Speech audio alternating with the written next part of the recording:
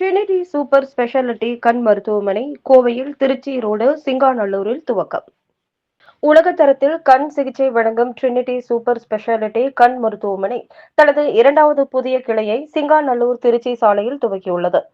திறப்பு விழாவிற்கு சிறப்பு விருந்தினராக பங்கேற்று புதிய மருத்துவமனை கிளையை கோவை மேயர் ரங்கநாயகி திறந்து வைத்தார்.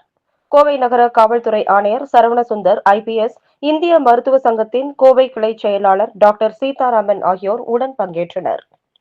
பாலக்காட்டில் தலைமையகத்தை கொண்டுள்ள இந்த மருத்துவமனை கடந்த 25 ஆண்டுகளாக கேரளா மற்றும் தமிழகத்தில் 9 கிளைகளுடன் செயல்படுகிறது. ட்ரினிட்டி மருத்துவ மையம் 1999ஆம் ஆண்டு தொடங்கப்பட்டது.